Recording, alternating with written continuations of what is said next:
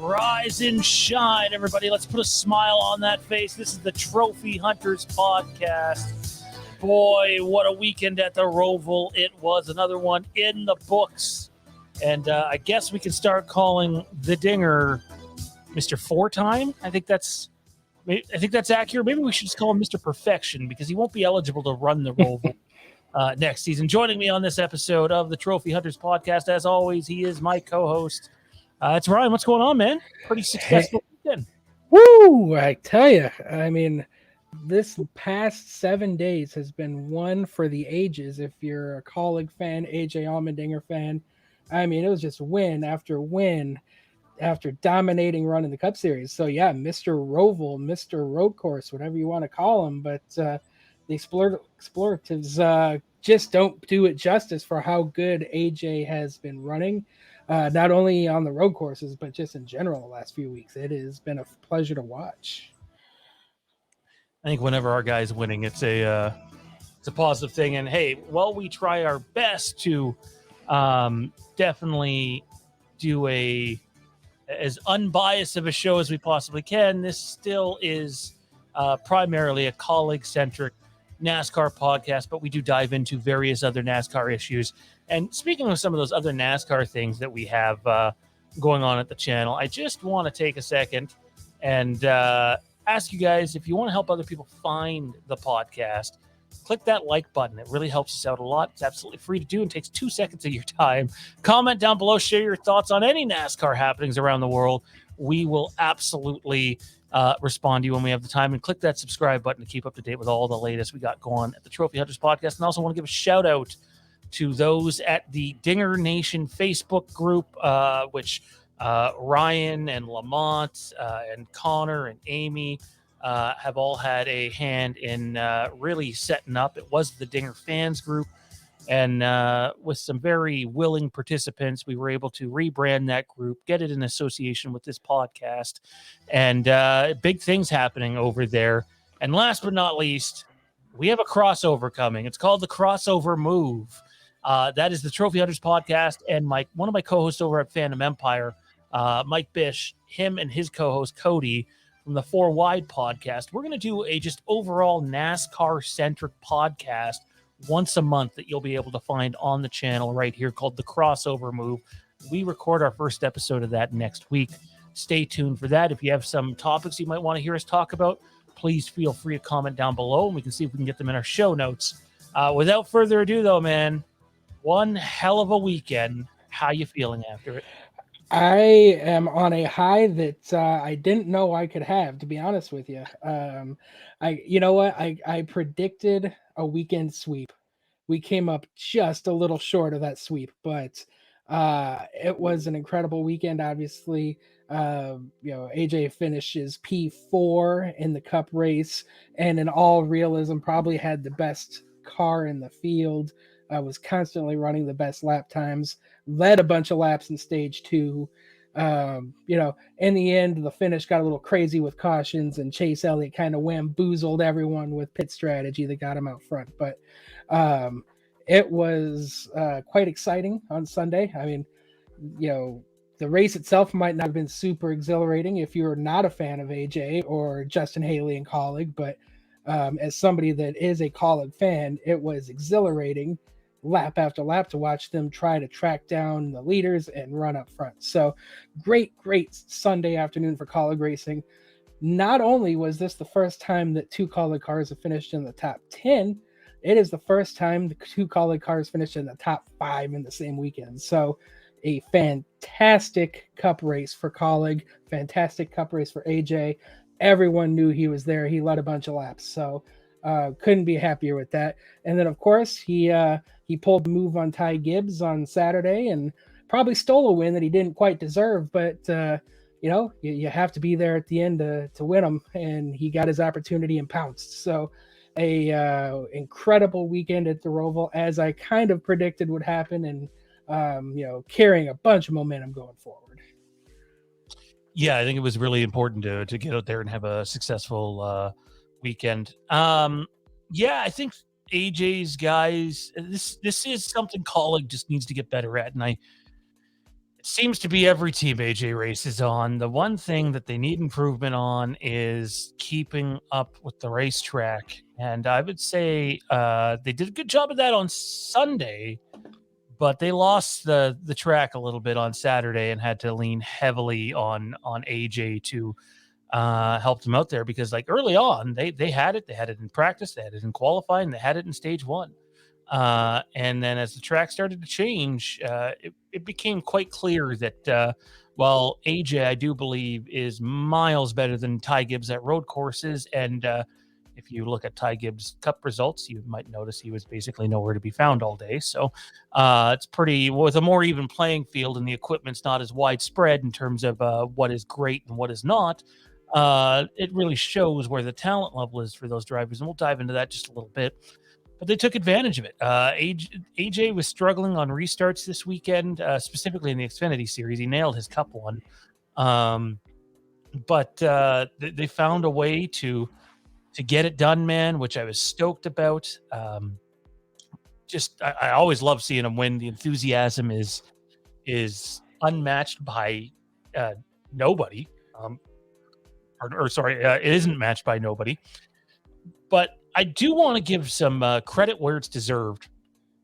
In Landon Castle, P10 does not describe the day that Landon Castle had at the Roval, and we'll touch some more on AJ here momentarily, but Landon Castle was running like P5, P6 lap times all day, and one of the reasons for that is equipment does in fact matter, and it turned out that Landon Castle was driving AJ Allmendinger's Portland winning car from earlier this year.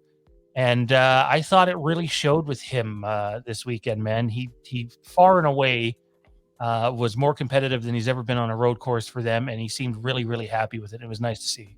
It was, and P10 is really the worst that team could have finished in the race on Saturday. They, as you mentioned, they were running top 5 a good chunk of the day, and was moving forward. I mean, he was passing a lot of cars. I mean, at one point he worked his way up to 4th place on merit, and he had a really good race, and it came out of nowhere. I mean, this is one of those weird situations where the Xfinity Series has had 7 road course races this year, and neither him nor Hemrick have been overly competitive at any of them. Then they come to the Roval, and they both are running very competitively. And as you mentioned, we did see via Twitter that the Kaulig organization provided race-winning cars to both drivers, Landon Castle and Daniel Hemrick, and I have no doubt that was a benefit for both of those drivers. They had obviously proven vehicles, but you still have to set them up. You still have to race, and we know AJ is more than willing to help share his knowledge to other drivers, but driving styles don't always match up, and AJ can set up a car for anyone in the field. It doesn't mean it's going to run very well. It's you have to be capable of handling the setup. So huge shout out to Landon for finding some speed there that was kind of unexpected, and you kind of saw all weekend in both series where all of the Kaulig drivers were definitely punching above their weight. And this is we know Justin Haley's always been a sneaky good road racer, but he definitely ran well above what my expectation was on Sunday as well. So obviously he finished P5, but he was running P3 and P4 all day long. And if it wasn't for the late pit strategy that allowed a couple cars with fresh tires to move ahead, he had a potential top 3 finish lined up. So seeing all of the cars very competitive and running really well was certainly exciting to see. It was not what I was expecting. Come to the Roval, it's usually AJ show. So seeing that wealth spread amongst all the teams was a huge benefit and something they can all take forward with them. Yeah, I really thought that the Cup performance this weekend was fantastic, and I don't think there's any ifs, ands, or buts about it.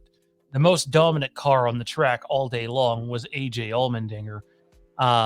Now, look, when you're a smaller team, we know Kaulig's willing to spend the money, so we're not implying otherwise. There's some areas where you probably lack in compared to other teams, and to get the appropriate amount of speed that they needed out of those cars, it cost them fuel mileage is what it did. And it will probably always do it. That requires research and development that other teams have years of experience over, Kaulig in that in the R&D department. And it was unfortunate to see them lose so much time on pit road. But at the end of the day, if that caution was going to come out anyways, then it wouldn't have mattered if he was first at that point or second. Because as soon as that happened, it was a clusterfuck. And as soon as Christopher Bell was on those tires, you could have been Superman.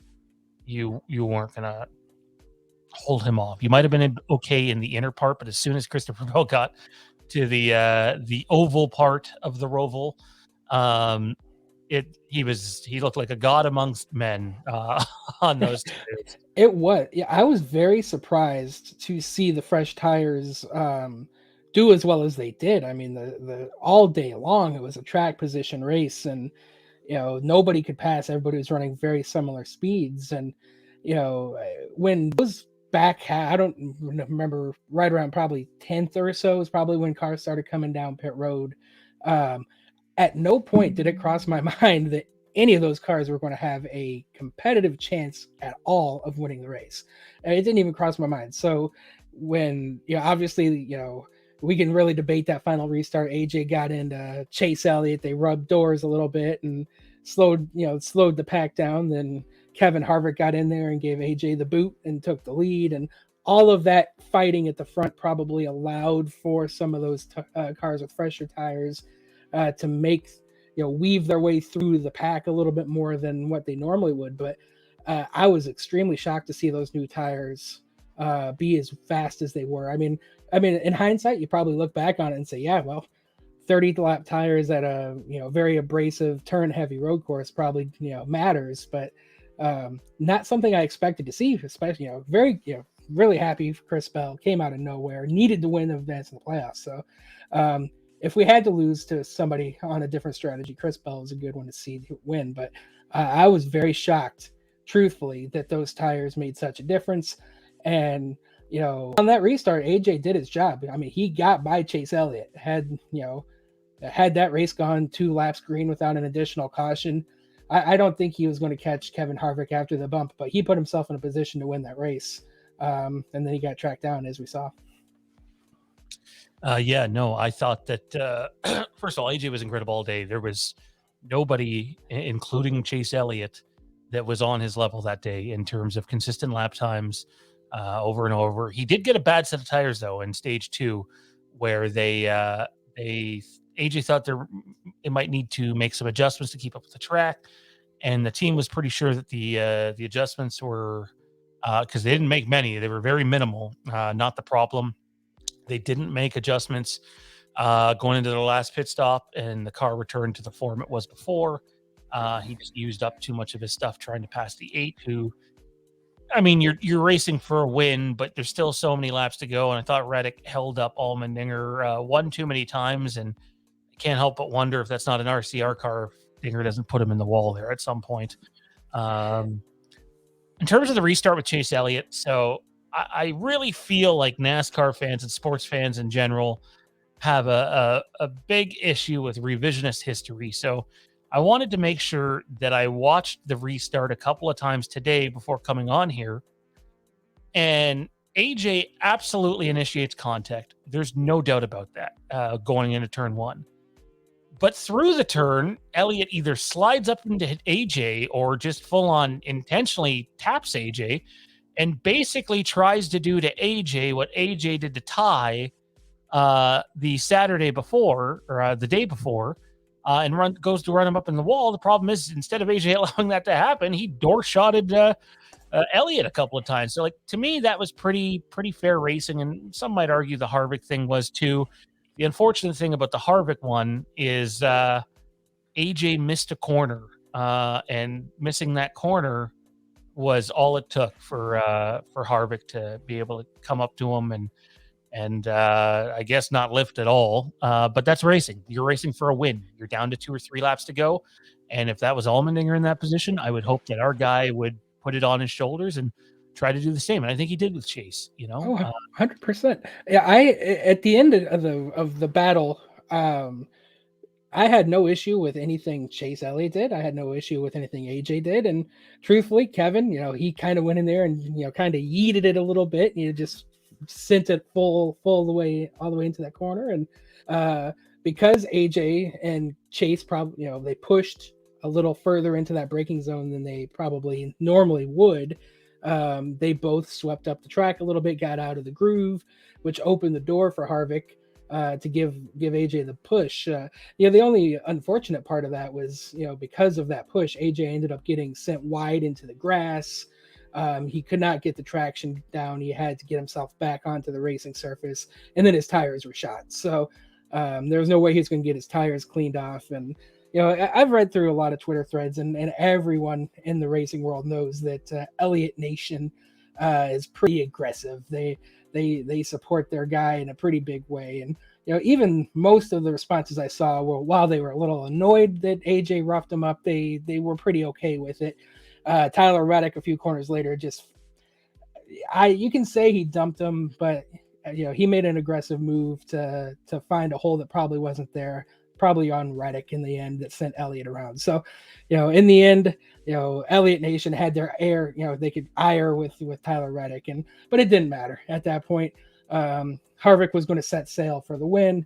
And then all of a sudden here comes Christopher Bell out of nowhere with fresh tires and put them all out of their misery. So, the comment you made yesterday was, chalk this one up in the notebook for next year, that fresh tires matter. You get a late race restart, it's probably worth coming down and bolting on a fresh set and taking your chances. But, you made an interesting comment a second ago. I just want to circle back to it. The tires, they're so inconsistent. You would think, that's the same compound. It shouldn't have any effect one set to the next, but I've seen it and heard it many times over the course of the year from a bunch of different drivers, that one set of tires acts totally different than another set of tires, and it can completely ruin your day. And I won't go so far as to say it ruined AJ's day, but that, first run of stage 3, he was not as competitive as he was. And, you could say Tyler Reddick was holding him up, but honestly, I don't think AJ had the car to get by him, even if he wanted to there. And you want to talk about a restart. I mean, you could say AJ lost the race on the restart of stage 3 when Tyler Reddick got by him, because if AJ takes, that restart, clears Tyler, now he can build his own pace and drive away as the leader instead of having to chase Tyler Reddick, which kind of allowed Chase Elliott to stay within striking distance to make the move that he did. So, you can go all the way back to the start of stage 3 and say that's possibly where AJ lost the race in the first place. So I want to try to tackle each one of those subjects. The tire thing, I'm not saying you said this, because you didn't, is not just a this year thing. I've been watching NASCAR my whole life. The tire thing has been all of modern NASCAR, where you have one set of tires and it's, yeah, go team. And then you have another set of tires and it's like, oh, well, what the hell's wrong with these things? We didn't do anything to them. It's definitely a good year. I mean, do you remember the Indy race? My God. Goodyear needs to step up their game, plain and simple. One of the main issues with this car, it has to do with the tires, to be honest, and the lack of fall off at times. I'm not saying there wasn't fall off here. That was very clear, but the inconsistency has been a thing in NASCAR for a while. In terms of AJ not being able to pass Tyler Reddick, I'm going to disagree with you on, just because once we could actually watch AJ's in-car cam. Thank you, NASCAR, for taking 10 minutes to get to that. He was all over him. Like every single, I don't know the number of the turn, but the turn where you're exiting the infield to go onto the backstretch of the Charlotte Oval, he was all over Reddick lap after lap after lap right there. And Reddick kept blocking him, so that would force AJ to either stay behind him or try to go high. And it just kind of got to a point where it's like, dude, like there's like 40 to go here, 30 to go. Get the hell out of the way. Like, you don't want to just concede the positions. It's not early on, but he's lucky that AJ didn't wreck him. Now, in terms of Elliott Nation, your guy, and this is to all the Elliott Nation fans out there, when Chase first came up, I was a pretty big Chase Elliott fan. Not AJ level, but I was really, really happy that he had a chance to take over the 24. And I remember seeing him in the Napa Auto Parts 24, and I was really digging that. Your guy drives for the most powerful organization in NASCAR with the best equipment in NASCAR. Still, even with the more even playing field, it's still Hendrick Motorsports. So you get a team starting beside you that's not Penske or Gibbs, and maybe to a lesser extent Stewart Haas. And do you expect them to just not try and win the race? Do you expect them to be like, oh, this is F1. I can't touch you. I better not touch you. It's kind of maddening, man. It's such a terrible term, but like crybabies is the thing that I think of, because like you have the most powerful car. A lot of people don't take equipment into consideration while watching NASCAR, which drives me bananas, because they think, oh, well, my driver's the most talented driver because he's won X number of races. It's like, yeah, but the equipment matters. Like, it really does. I'm not saying the equipment wins the race, but it can give you a heavy step up on competition.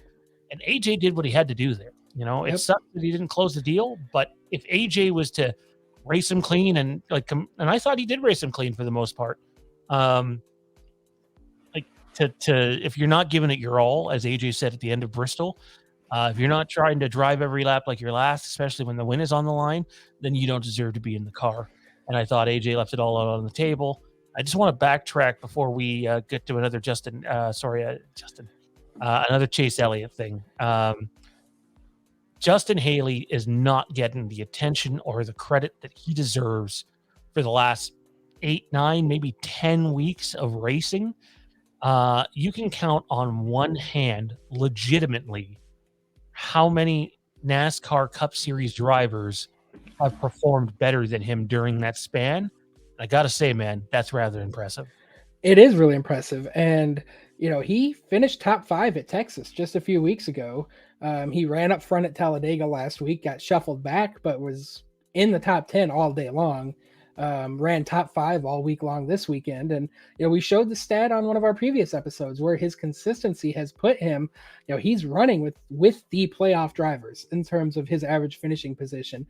You know, over the last, call it 10 race weeks now, he has flipped a switch, lit a fuse, whatever you want to call it, but he has really turned it on and has been running beyond competitive races. And he is getting none, zip, zilch, nada TV time. It is really unfair. You know, we're sitting here talking about AJ, and well deserved. He had such an incredible race, but it's hard to talk about Justin Haley because he ran top 5 all day, and we saw his car probably 2 or 3 times at the most. There was no TV time. There was no commentary time. It's really unfortunate that nobody's talking about Justin. And, you know, it seems like there's this, I don't want to say stigma, but, you know, with the guys that are kind of more quiet, reserved, laid back, out of sight, out of mind. I mean, Christopher Buescher is a great example as well. Christopher, not Chris, by the way, Chris Buescher. Same deal, very quiet, soft-spoken individual, and nobody talks about him. So it's, you got to let the driving speak for itself, and it certainly has. But it's really high time that, you know, NASCAR as a whole and TV really starts to take notice of this kid, because if he keeps running like this going into 2023, you're not going to have one Kaulig car in the playoffs. You're going to have 2, and that is damn impressive. I love that you point that out because he is so good, so good. And I heard AJ's post-race interview, and I thought that he maybe sold the team a little short on their efforts as of late. And I mean the organization as a whole, saying, you know, they have 6 tracks a year they can take advantage of, and a few other tracks they're good at. But I got to tell you, man, the only weakness I see in Kaulig's competition in Cup lately is maybe the short tracks, and even Bristol, they kind of flipped the script on that. So I don't know if I see a glaring weakness. Obviously, there's stronger tracks, and the road courses is a chance for them to really make up a ton of room. But I'm thrilled with how the team's performed, and Haley's been amazing. And honestly, one of the legacies that Allmendinger can leave here, not only on Kaulig Racing and his NASCAR career, is how much of an impact he can have on Justin Haley's Cup future.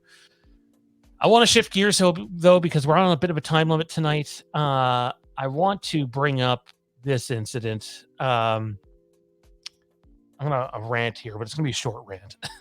I don't care who you are. You should never lay your hands on anybody else's property. It's not like he pushed the cameraman, but cameraman comes up from NBC and he's trying to get in on, I believe it was William Byron and Chase Elliott's conversation, and Elliott turns around and tells him to back off a bit, and the cameraman steps back a couple of steps, but that wasn't good enough for Chase, and he gets his hand in there and sort of shoves the camera back. And I gotta tell you, man, the way I read this is complete fucking prick, and I don't know a better way to word it than that. I apologize for my language, ladies and gentlemen. But boy, this screamed entitlement, man. Oh, entitlement. Yes, that is the perfect word for what Chase Elliott did after the race. And Chase Elliott's a bit of an enigma. Really does seem like a nice guy. I mean, you see him in his interviews. He's very well spoken. Does not show a lot of emotion, which, as the most popular driver in NASCAR, to me is a big freaking problem.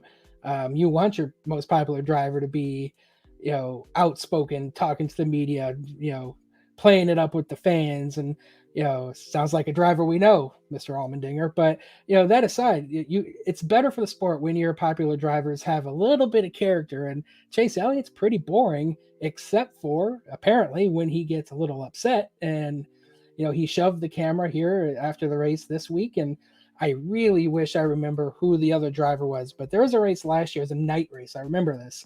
They were walking back. It was one of the short tracks. They were walking back in the garage. Similar deal. I don't know if it was an NBC camera or there was a big camera that was trying to kind of snoop in on the conversation. And Elliott flat out did the same thing. He said, "Get out of my face. This isn't a conversation for you." And he stormed off, and whoever he wanted to have a conversation with, he pulled him into the hauler, and they had their conversation. But this is now the second time that I've seen Chase Elliott lose his cool, and got a little handsy, as you said, with somebody else's equipment, which is not really cool in my book. So I want Chase Elliott to show more emotion. It's better for the sport when he does, but he's got to channel that into something other than basic assault, was more or less what he did. So he's got to figure out a better way of doing that. And then he turns around and says, "Ah, shucks, it's not my fault, and I did this, and Allmendinger roughed me up there, and somebody wrecked me over their head." It's kind of a bit of an entitlement, as you said, that you can say all of these things, he's never at fault, but turns around and shows this side of himself. So also a bit of a rant on Chase Elliott. Certainly not something I expect him week in and week out. I do like Chase Elliott, but this is an area he can't do this again, otherwise it's really going to become a trend. Yeah, no, and not a good one. And I can't help but, I've seen people on Twitter saying this, and they're not wrong. If that's Kyle Busch, everyone's flying, arms are flying up in the air, and it's a bit of a double standard, and it kind of pisses me off. And you actually just mentioned the hauler. You want privacy? Go to your Take it to the hauler. Yeah, as long as you're on that track, they have a right to approach you. That's just fact. So, do better, Chase Elliott. You're a talented dude who is blessed with driving the best equipment in the sport.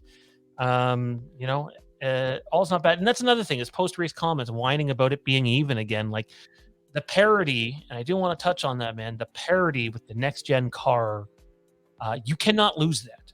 NASCAR is more valuable as long as the parity exists. And if it doesn't, the charters are more valuable with the parity too. You can't get rid of it. You cannot lose that. There's one thing with improving the safety, which is an absolute must. It's another thing for the big teams to be crying about their advantage is gone and what are they going to do. And I've said it on this podcast, and I've said it to you before. Almost every national major sport has some sort of hard salary cap. They all don't, but most of them do.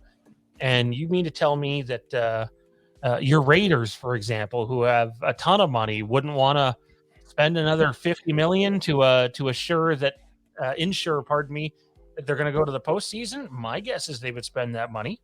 Oh, Um, they'd spend that money, but there's no guarantee they'd spend it in places that help them win.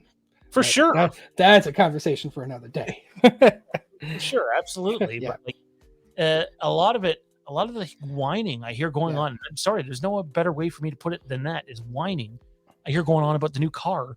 Just seems like it's coming from the main three, maybe main four teams. You don't see any. I've not heard one other team complain about the parity other than the guys that drive for those four teams. And you know what? Suck it up, Buttercup, because the sport is better with parity. And I'm not just saying that as a Kaulig fan. Like nobody wants to see the same guy win 20 races. I don't. No, But you give me 20 different winners. That's pretty freaking entertaining. I am on the edge of my seat week in and week out, thinking who's going to win one of these races. And you know, again, a lot of the noise coming out of the garage this week is can't pass. It's harder to pass than it's ever been before, and a lot of that is because the cars are so equal that they can't build themselves, and they can't build their competitive edge, as you were just talking about. And that's what they have to keep. 100%. I want it to be hard to pass because that means the cars are within the same box and they're all fighting for the same ground on the track. But I was listening to Out of the Groove this morning, so shout out to them. Eric Estep is a fantastic YouTuber. And he brought up a very good point that a very easy solution, because this has not been talked about at all, really, that last year the short tracks and the road courses had 750 horsepower. They had a different package. Remember the intermediates were 560, I think, and the bigger track, or those tracks are running 750 horsepower. And now this year they're all running 675. I want to say it's somewhere in the 600s. So they've pulled back on the horsepower. So you want to make a quick overnight improvement that might make everybody a little bit happier. Tack on some horsepower to the road courses and short tracks and see what that does for you. Give them all an extra 100 horsepower, let them burn the rear tires off their car and go. Seems like a great quick solution in my opinion, without affecting the actual car's competitiveness. Yeah, I think you hit the nail on the head. I think that you got to keep it, man. You just cannot lose it. It's better for the sport. It's better for NASCAR as an organization. It's better for the odds makers. And if you don't believe me that plays a hand in sports decisions, it absolutely does. I just don't want to see them go backwards here because you could hurt what you've gained, and it wouldn't be beneficial to anybody, in my opinion. I think it would be, and we're sort of everywhere on this episode. I apologize. We're squeezing this episode into a very short window. We need to talk about Daniel Hemric, who was using AJ's Coda car that he won at earlier this year. And poor dude just couldn't have anything go right for him this weekend, which is unfortunate. They gave it their best shot. It fell short. Obviously, we see Chris Rice there, consoling him. And I really feel for him because he's just not had a very good year at all. And I would love to say it's going to get better next year and he'll probably be in the priority car, but I don't know if that's true considering who they just brought in. So I'm happy, though, to hear that Daniel Hemric, despite not making the playoffs and having what should be probably considered a letdown year, despite not being announced on Kaulig Fan Day that we covered, he is returning for the 2023 season exclusively to Xfinity. He won't be running Cup, as we know. AJ is running full time in the 16. Thoughts on Hemric's weekend, missing the playoffs, and him returning next year? Yeah, I mean, Daniel Hemric also had a very fast race car, qualified third. Looked like he was going to put himself into position to advance on points, but very early in the Xfinity race, lap 3 or 4, made a bit of a mistake and got off course and hit the wall pretty hard, damaged his car pretty severely. They were in salvation mode, salvage mode from there, and they made a decent run at it, got the car somewhat drivable back out there, and but he just wasn't competitive. And both series, Xfinity and Cup, the reigning defending series champion was knocked out in the round of 12. So we're going to have a new champion in both series already going through the round of 8. So yeah, it's definitely let down. It has to be. There's no other way of putting it. He's had a pretty miserable season. And when we looked at the statistics and broke down the running order, average finish, top 5s, top 10s this year, he's been the worst driver of the Xfinity Series. Landon Castle's been outright faster than him this year. So there's just no way around it. He's had a tough season, but I am very happy he's coming back, a little stable, having that stability of a second full-time year with an organization. He is a defending champion. He knows how to get it done. So, that voice in the garage, that level of leadership, I really hope he does kind of take that next step with the organization to present himself as the leader of the Xfinity's team, because now that AJ's moving up, I am banking on him to step into that role.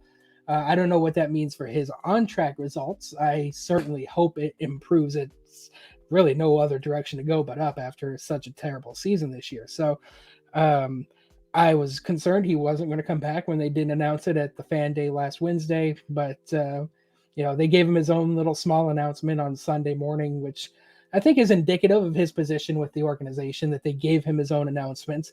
And I hope he takes that and runs with it, because I want him to be successful. And, looking at the team at the Xfinity level, I mean, I think they need him to be successful, because I am as excited as I am for Chandler Smith. And I can't tell you, I'm very excited. It's going to take time. There's going to be struggles there. It's going to be a learning curve. He's going to need somebody to look up to, and I want Daniel Hemric to be that guy. So, as bad as this season was, I think the organization is happy with him, and obviously they had enough confidence in him to bring him back. So, we'll see what 2023 looks out for him, but. I really do hope he can find some speed, because I want him to be on the team. I want him to be around a while. No, absolutely. I think that he can be an asset in what Chandler Smith does next season. I just every team has an A car. We talked a little bit about this privately on the weekend.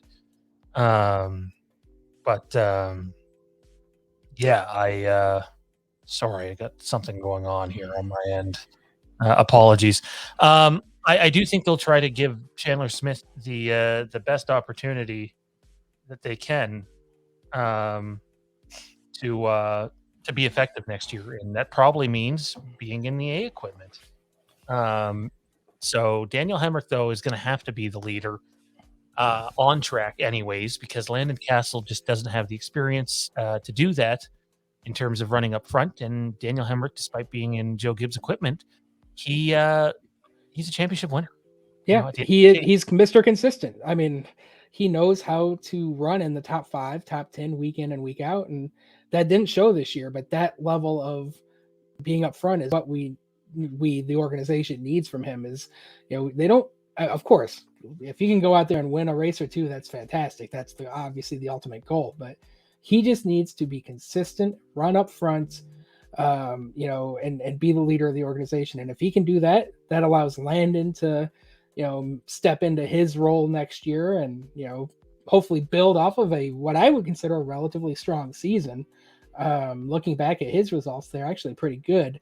And that gives Landon and then Chandler the opportunity to, again, it's, obviously AJ has all 5 wins this year for the organization. So it's so hard to say what the team is going to look like in terms from a competitive standpoint. But, I really hope that, we do A equipment versus B equipment. I hope that they continue to put in the infrastructure at the Xfinity level that allows Hemric to get A equipment and Chandler Smith an opportunity to get A- equipment, because you obviously want to give the young guy the best opportunity. But from the organizational standpoint, I also think you have to say what's going to be the best for the team next season. And in my eyes, that's Daniel Hemric. I don't know enough about Chandler Smith to say that he could have a massive impact next year or not. He could go in and be fighting for his playoff life, or he could be comfortably in the playoffs. It could be either or. I just think when you sign a guy like that long term, you're not going to hand him scraps. Not to say any of the Kaulig cars get scraps, but I think it'll be a combination of the two, and it'll be curious to see how it all plays out. I do want to touch on this though. Apparently, man, our guy is set, at least reportedly, for double duty again this weekend, and at a track at 1.5 miles he's pretty decent at too. AJ Allmendinger is reportedly set to drive the Kaulig 16 Cup car this weekend at Las Vegas. As we know, Noah Gragson was set to drive that car. It appears that whether Alex Bowman's back or not, it doesn't seem to be related to that, because the entry list has Bowman in the 48 and Allmendinger in the 16. First off, let's just talk about what this does for actually, you know what? I'll reverse the order. Let's go to Noah first. Now, there's a few reports out there that in the last week, Noah Gragson went public and stated that he really didn't want to finish the rest of his committed Cup races to Kaulig because of risk of injury, and he's running for an Xfinity championship. And obviously, the safety concerns with the next gen car are a problem, and I think everybody has a right to have a concern with that, because I mean, there's guys on the shelf, and there's other guys that aren't on the shelf that have still been hurt while in the car. And yet, there's part of me, man, that you go back to that entitled thing, and Noah signed a contract with Kaulig to come in and do X number of races. He got the last stretch here from Kaulig for a reason, and we both know that the auto group there, the black car with the American theme to it, is one of them that he's going to be running, or was supposed to be running, coming up. So they sold. You were telling me off air, they sold sponsorship for Noah Gragson for some of these races. Now, I'm sure they're not going to complain too hard if AJ Allmendinger's in the car. But there's part of me that sits here and goes, Noah is supremely talented. There is no doubt about that.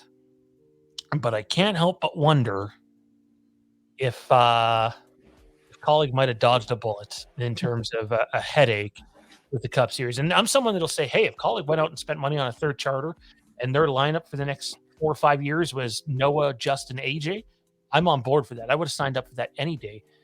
But to publicly come out and definitely just flat out say that you'd prefer to not do the Cup races the rest of the year when you have a commitment, that's a character issue, in my opinion, man. Safety aside, that's a character issue, and I don't know how I feel about that. Again, I'm happy that it seems like our guy's going to be the beneficiary of that. They get a head start on next year, which is always good. But all in all, it's just not sitting well with me, dude. Hearing that had come out, I just assumed it was because of Alex Bowman, but apparently there's more to the story. So we'll have to wait and see. I'm going to be honest with you. I'm going to tread lightly on this topic. I want to give Noah the benefit of the doubt here. There's no doubt he did come out and say that he was concerned about safety. The Cup car is dangerous. There's kind of no way around it at the moment. It is dangerous. And he didn't feel comfortable driving the car. He 100% said that. But I am going to give him the benefit of the doubt here and say that, obviously we're waiting on news from Alex Bowman. He's been filling in, driving the Hendrick 48 Ally car the last couple weekends. And as long as Bowman's on the shelf, Noah's going to be filling in for that ride. So I look at it as that this is just kind of preemptively, Noah's probably going to be filling in. Chris Rice was on SiriusXM this morning, and he did say that, AJ was the stand-in driver this weekend if Bowman was out.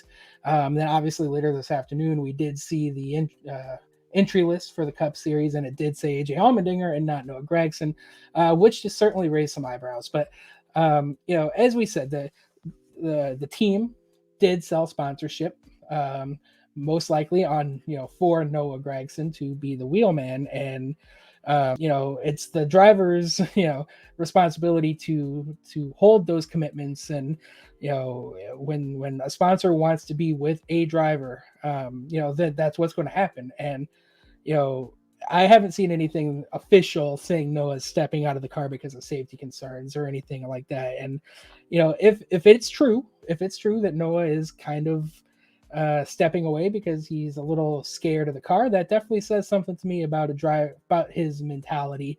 While I don't discredit safety in any measure, a racing driver wants to race. Any athlete wants to compete, and if you voluntarily take yourself out of a car, maybe you shouldn't be in a car in the first place. So if it is true that Noah has voluntarily pulled himself from the ride, that definitely leaves a mark with me that's really going to taint my thoughts on him. So I don't want to feel that way. So until told otherwise, I'm going to take it at face value that he's just going to be Alex Bowman's replacement. And as a beneficiary, this AJ was supposed to be done. The Roval was going to be his last race for the 2022 season. Now this opens the door for him to run the final 4 races potentially for the Cup cars. So that is a win-win, and I do think that gives AJ an opportunity to continue to build his notebook with this new next-gen car. Las Vegas, as you mentioned, is one of his better tracks. He did win there in the Xfinity Series last year. So, there's, I think, some optimism that he can be pretty competitive in both races this weekend going forward. So, I look at it as a positive that AJ is getting more seat time and Noah is doing his diligence with the Hendrick contract that he does have to be the support driver and in case of injury. Hey, if it's just because of injury, I'm not gonna knock someone with everything that has been going on with the Cup Series. But if it's not, and he just doesn't want to honor the contract because he wants to focus on winning the Xfinity Championship, again, like if he just says injury, I'm buying that. But I don't know. We'll have to wait and see what happens. I was really looking forward to see what Noah could have done the rest of the way in the car because he hasn't been able to close out races, sadly. It seems like the longer races get to him a little bit. But he's shown growth. Like, what was it? Where was he? Was it Michigan? He was running somewhere where he was like 3rd or 4th place, and he drove up through the field in a Kaulig car, not by chance, not just by strategy. Drove up there in a Kaulig car and was doing very, very well. But the flip side of that, man, is our guy Dinger looks like he's going to be getting more seat time the rest of the way. And I know some people might think that it's going to take the focus away from the Xfinity Championship. And hey, maybe it will. But big picture thinking here, this is a head start on next year, and I quite love it. Yeah, and I'm going to be honest, I'm the side of that opinion. The more seat time, the more you're behind the wheel, the more you're laser focused on the task at hand, which is wheeling your race car, is only going to make you sharper. And he's been very competitive. I mean, his last 4 Cup starts, his worst finish is 7th. So, I mean, he is carrying a ton of momentum in the Cup Series, as well as the Xfinity Series, and more track time, whether it's practice, qualifying, Xfinity race, Cup race, to me is only going to build on his track, his notebook and his confidence. And he's made a comment, Noah maybe wants to focus on the Xfinity Series championship. Well, guess what? AJ's in that same boat, and you see him willingly stepping into the car. So I just feel like that track time is way more important. Yeah, I think the track time is absolutely key for sure. I mean, it always is. I mean, guys who do iRacing, I was one of those guys. You're doing it now. Track time matters. Whether it's real racing, iRacing, track time, seat time, it all matters. It all makes you better. So we'll have to wait and see what happens. Dude, any final topics you want to address here in the last couple of minutes before we go? I'd just say, what an excellent weekend. When we look back on I had this innate fear last year after AJ had such a great season, winning 5 Xfinity races, obviously winning the Cup race at Indy. Would he be able to back that up? Was last year a one-hit wonder that maybe he got a little lucky, and this year has really proven to me that AJ Allmendinger is the real deal.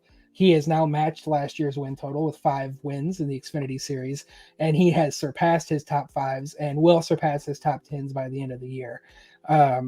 So it's just, one of those exciting moments that, this wasn't a flash in the pan, and I really do have high expectations for AJ Justin and Kaulig as an organization going forward. So now really, I mean, I'm always looking forward to race weekend, but knowing that AJ is probably going to be in the car for 2 races this weekend at Las Vegas has got me really excited and raring to go.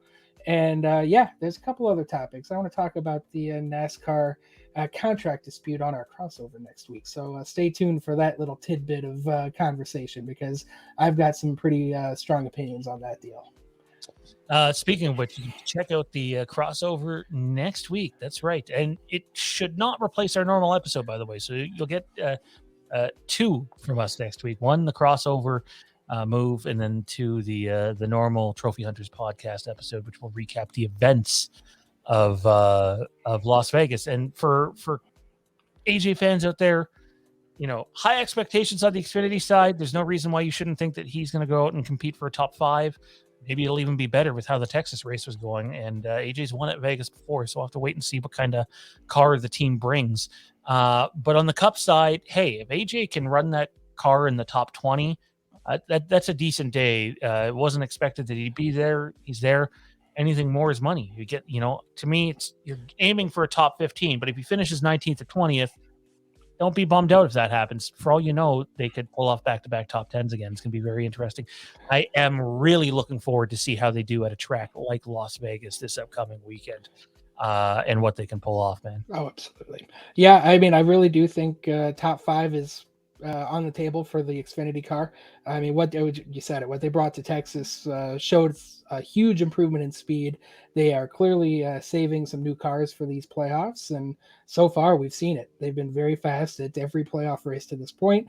I have no doubt that that'll continue going into next week. So top 5 with a chance to win at Vegas for Xfinity. And I'm gonna go out on a limb, very teeny tiny limb, and say AJ does bring it home in the top 15 in the Cup race, just because his momentum is carrying him through. I mean, they are on fire. So I really expect good things on Sunday as well.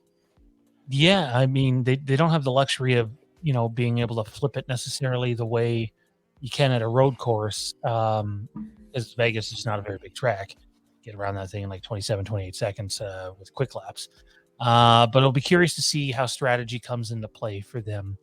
And hopefully they make the most of it. Anyways, for Ryan, I'm Sean. And for all the people at the Dingernation Facebook page, we appreciate the support. Anybody else that's watching, feel free to click that like button, comment down below. Let us know what you thought of the episode. And dude, this was a lot of fun, man. Always is. I'll talk to you all next time. Alrighty. Dingernation, the Trophy Hunters podcast, everybody else involved. Thank you. Vegas is next. Don't gamble too hard. Let's see what the Dinger has.